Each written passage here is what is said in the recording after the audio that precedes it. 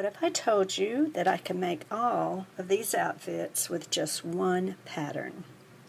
That's what I've been doing in the last 3 videos in my inspiration series. The pattern that I use is my own pattern. It's very basic, and all of these items come in one bundle. It's listed in my Etsy store. I also have it in the Willy Wisher doll size. I recently showed my closet where I store my remnants and my recycled clothing that I use to make doll clothes. And you're probably thinking, but Susan, I don't have fabric to make all these different kind of doll clothes. And that's what today's video is about. I'm going to take what I think a beginner would have, and that is maybe some white t-shirts, white sheets or pillowcases, and we're going to paint them. I'm also going to use what I think a beginner would have, and that might be acrylic paints or watercolors. If you have fabric paint, that's great, but I'll show you how to design your own fabric. I started by looking on Pinterest and finding people's drawings, and I'm going to make a similar outfit. I'll show you some of the ones that I really like. Now, I can't make all of these, or it would be at least, 50 videos. But I'm going to try and get 5 on today's. If I can't, I'll make a part 2. And these are some that I pinned. Again, find something you like or a style that you like and pin the outfits. I imagine my American Girl doll is about 8 years old. And that's why I pick mostly children outfits. Some little girls like to play with teenager type doll clothes. Of course, if I made all of these, that would take many, many videos, but man, are they cute. And I'm going to try to come close by just using paint and fabric that you might have on hand. Shirts would be good also, recycled shirts. Here are the 5 outfits that I chose. Boy, it was really hard because I liked everything I saw. But anyway, these I think I can reasonably do. This is a woven fabric that I will paint. A little knit fabric. Sometimes I'm inspired by designers, and this reminds me of a Dolce & Gabbana style.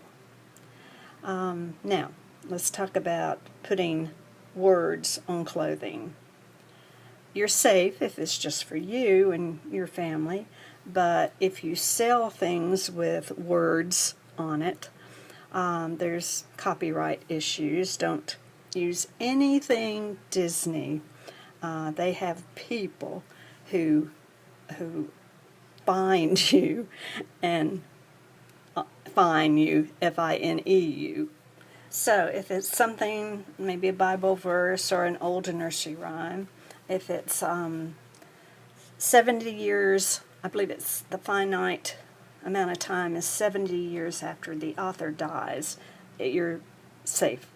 And also you can take little snippets of songs and stuff. Under the fair use doctrine, you can quote short excerpts from copyrighted works without getting permission. Right there.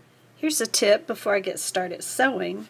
I mix my paint on glass. This came off of a picture frame, and it's so easy to wash off. Now, I hate wastefulness, so what I do is I tear up sheets into strips, and I use that to wipe off my palette and my brush before I rinse the rest down the drain. And it makes the most beautiful fabrics.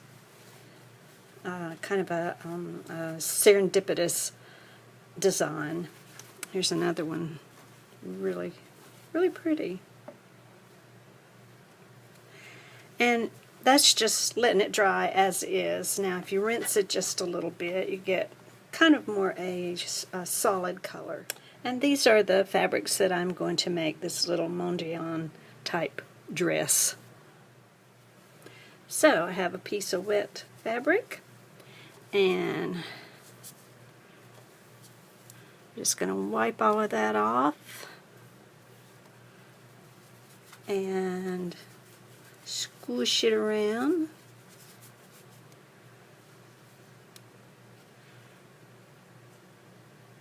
And then I'm going to run it under the faucet, and that'll make it a little bit more solid looking. However, that's really pretty just to leave it like that. So this dress was pretty straightforward. If you watched my last video, you saw how I put together blocks of fabric, and then I put my pattern on it and cut and sewed. I did put this little split in the bottom, but it's just your basic top, and it's lengthened. That's it. I put t-shirt fabric as the binding, and I'll let you see the inside. So I just sewed the blocks together and then zigzagged them.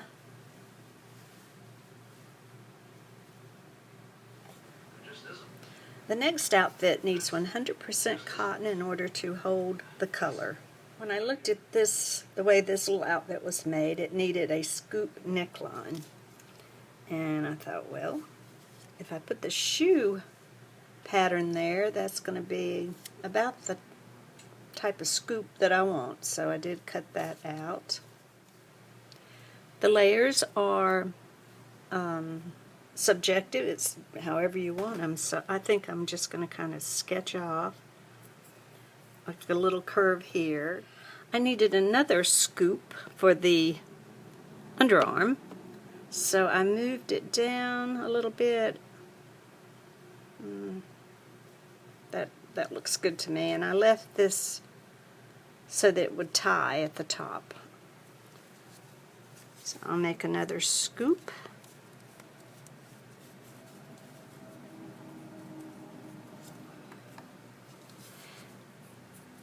So here's what I've got so far. I've got the neckline under the arms, both sides, and I've got this little curved area here. Right? Okay, I'll turn the doll around. I'm cutting off the excess in the back.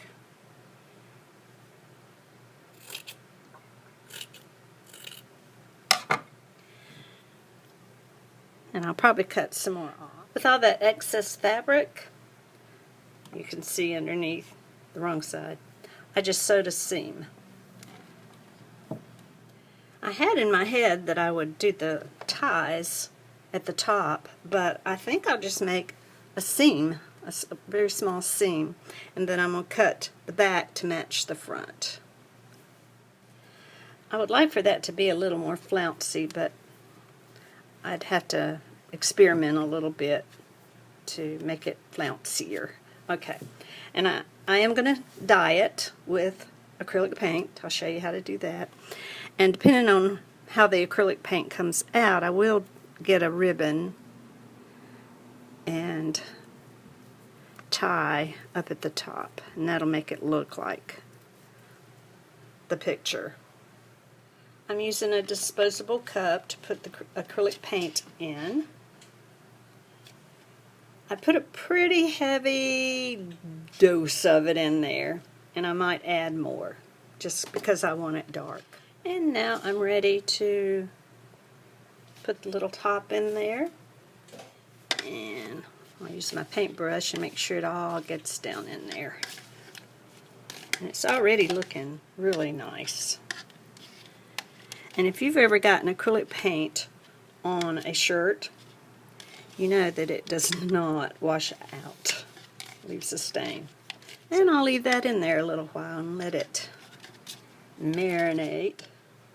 And because I used a lot of yellow and blue in this outfit, I'm going to use purple and green. And then the little leggings will be a different color also. To make the undershirt, I'm going to go ahead and sew the back seam first, and then I will make the scoop neckline and the scoop under the arms. I did scoop a little bit deeper, but I tried to keep the shoulders that wide. I didn't want them too thin. And I did the same thing with the neckline. I scooped it down a little bit lower, but I kept the shoulder seams the same. And it made a nice little undershirt to go under this flouncy top that we just made. And you will want to reinforce where it's going to get the most tug when you're taking it on and off the doll, but I'm going to hand sew it and give it some extra reinforcement. And I dropped my little shirt down into the green bath. I did add water to the paint, and at least enough so that your shirt is submerged. And I'll come back in a few minutes and turn it over just to make sure it's all still underwater. Here's the results. It's still that tie-dye type of effect, and it comes out stiff, so you have to heat set it anyway, and that makes the fabric a little bit softer. Here's this one. I dabbed some paint on it. It's still kind of wet, but I dabbed paint on it, and I'm sure you're thinking, why didn't you just use dye? To make this block design, I think that's what you call it, I would have had to buy 1, 2, 3, 4, 5 packs of dye, when in effect you only have to use one t-shirt, one white t-shirt, and you can paint it lots of colors, so that's why. Another question, does it rub off on your doll? Well, I did heat set it, and I'm not going to test it to see, but I store my dolls with no clothes. I've even had store-bought clothes. The dye came off on the dolls. Well, this is a fun little outfit. And just to save time, these are t-shirts in my recycle bin. And you can always go to Dollar Tree. They have t-shirts for $1. This may not be your cup of tea, but it was a fun little project. Something you might could do with your child. My next video will have these 3 ideas. Hope you'll join me. Thanks for watching.